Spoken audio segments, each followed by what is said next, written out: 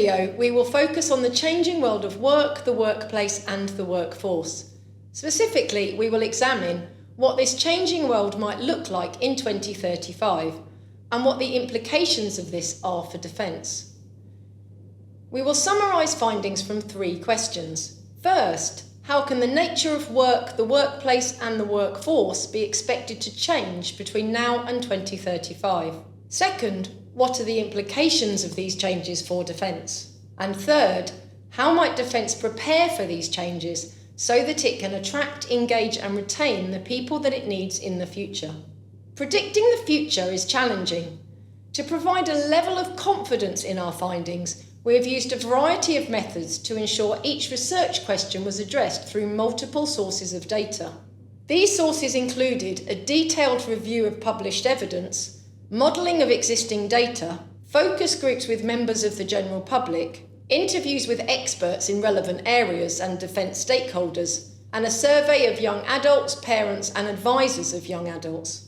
In this video, results addressing how the nature of work, the workplace, and the workforce are expected to change will be outlined, followed by implications and recommendations for defence.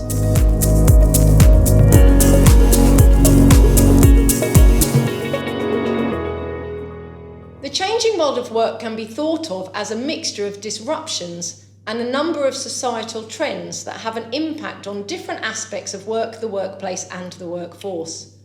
Disruptions tend to be sudden and unexpected, whereas societal trends are those ongoing aspects that happen slowly over time. At the time of the research, there were 2 main disruptions affecting the United Kingdom: the UK's exit from the European Union and the coronavirus pandemic. Ongoing societal trends can be divided into 4 main areas. First, economic trends, such as those for GDP and unemployment. Second, technological trends, such as the growth in use and development of emerging technologies. Third, demographic trends, such as the ageing workforce and increases in obesity. And fourth, environmental trends, such as those related to climate change. These trends have an impact on 3 main areas relating to the world of work: the skills that are needed and available, the way that individuals behave and what they expect from work, and ways of working within organisations. Let me now take you through the findings in relation to each of these 3 areas.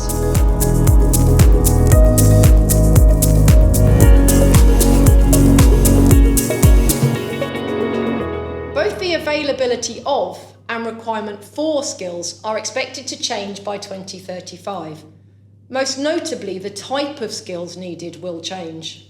The need for digital skills will increase significantly up to 2035 and beyond, as digital approaches and new technologies are developed and adopted. We will also see the transition to a low-carbon economy, resulting in the need for green skills, such as those in electric energy. As many more transactional skills are automated, we will see a higher demand for soft skills, such as social and interpersonal competencies, creativity, emotional intelligence, and critical thinking.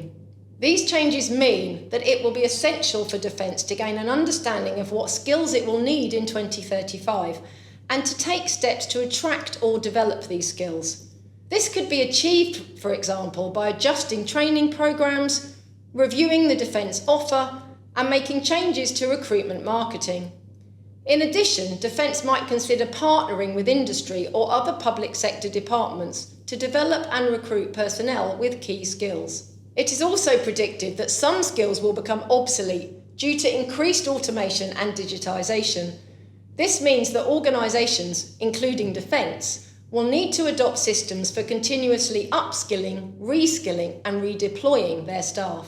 Alongside changing skills needs, the UK might also see skills shortages in 2035. This may in part be due to limitations on freedom of movement as a result of its exit from the European Union. This is likely to lead to increased competition for some capabilities. It will therefore be important to review the defence offer and develop an attraction strategy that encompasses the whole force. Defence might also consider the increased implementation of lateral entry or greater use of the reserve forces as means of addressing urgent skills needs.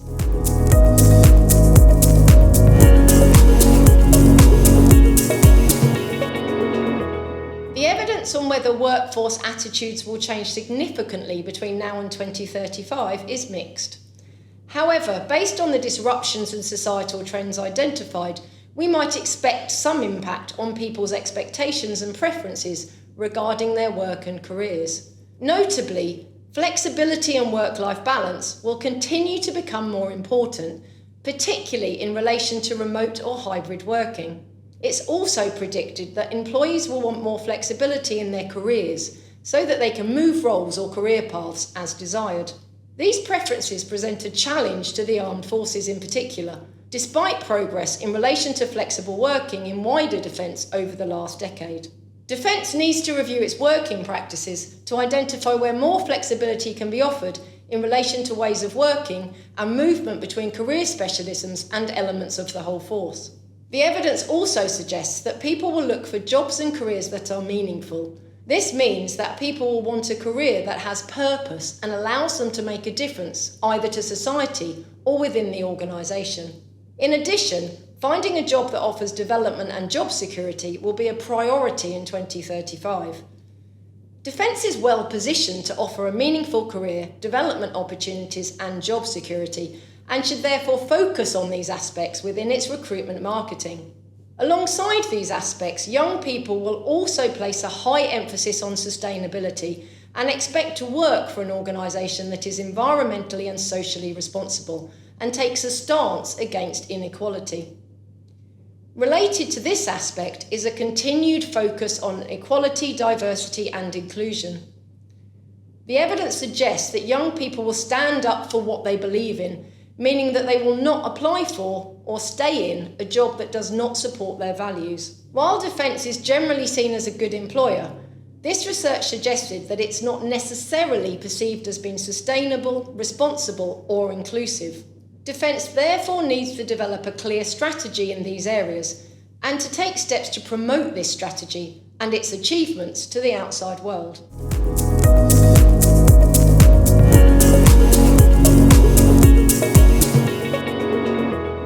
Finally, our research suggested a range of changes to the world of work at the organisational level. We will highlight 3 of these.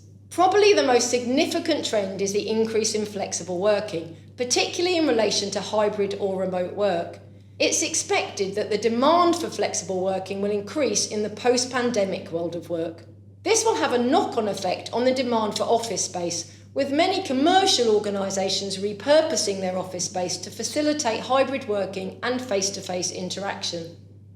Defence will need to undertake a detailed review to establish how they might add more flexibility in ways of working for some of their personnel, in order to ensure that they can recruit and retain the people that they need.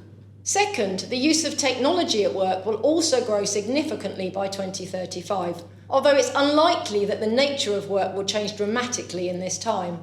It's expected that although the use of artificial intelligence by organisations will continue to grow and automation will increase, the human side of job roles, such as those involving interpersonal skills and strategic thinking, will continue to be crucial. It's therefore predicted that technology will be mostly used to augment humans rather than replacing them. Aspects of recruitment and people management will, however, continue to be digitised, and workers will expect to see the use of technology in the workplace to automate and augment processes. This means that Defence should identify where there are opportunities to improve the efficiency and effectiveness of processes through automation or digitisation. At the same time, Defence should also consider the potential impact of technology and automation on job quality. This will ensure that it maintains work that promotes positive mental and physical health for its personnel. Finally, there will be an increased emphasis in organisations on sustainability and green management practices due to government targets and societal pressure to become carbon neutral to help tackle climate change. To attract and retain talent, organisations, including Defence, will need to develop approaches to corporate social responsibility that promote sustainability alongside other elements such as diversity and inclusion.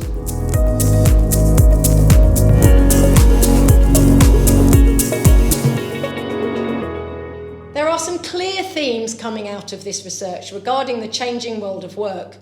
A number of broad recommendations have been developed which address recruitment, skills acquisition and retention within defence. In relation to recruitment processes, 3 recommendations are made. First, defence should examine its initial offer across the whole force to establish where the offer is lacking and to make sure that it is well positioned to attract employees in the future. Second, defence should develop a pan-defence attraction strategy that encompasses not only the regular armed forces, but also other aspects of the whole force. Finally, defence should review its recruitment processes to consider where efficiency and effectiveness could be improved and investigate the use of emerging technologies as a means to address this. In relation to skills acquisition more broadly, 6 recommendations are made.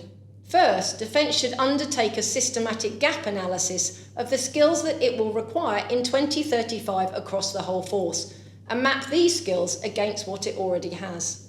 Second, as a means of filling these skills gaps, defence should increase the number of roles eligible for lateral entry so that it can recruit people already qualified in key areas. In addition, defence should consider how it can better access personnel with key skills from the reserve forces in a way that allows them to be utilised on an ongoing, but not full-time basis. Third, defence should create career paths that focus on digital skills and seek to attract people with the potential to develop such skills by offering development and training opportunities and qualifications in this sought-after area. Fourth, in order to be able to recruit personnel with skills in areas such as digital from a wider pool, the armed forces could review their entry requirements and consider whether the required fitness levels are actually needed for all roles. Fifth, defence should investigate ways of partnering with industry to develop or share personnel with key skills for the future. This might involve sharing the cost of training, developing roles that are split between industry and defence, or secondments between the sectors. In addition, defence might collaborate more closely with other parts of government and the national security community to acquire and develop cyber skills. Finally, it's recommended that the armed forces review their current provision of specialist pay, with a view to being more competitive and attractive to digital experts in the future. Our third set of recommendations relate to retention. We suggest 3 actions here. First, it's recommended that the armed forces undertake a review of the current working arrangements to identify a means of increasing the provision of flexible working. Second, defence should consider how it can make use of emerging technologies for managing people. And finally, it's recommended that defence make sure that it has a clear whole force strategy in order to become more sustainable and socially responsible. This should also be communicated externally.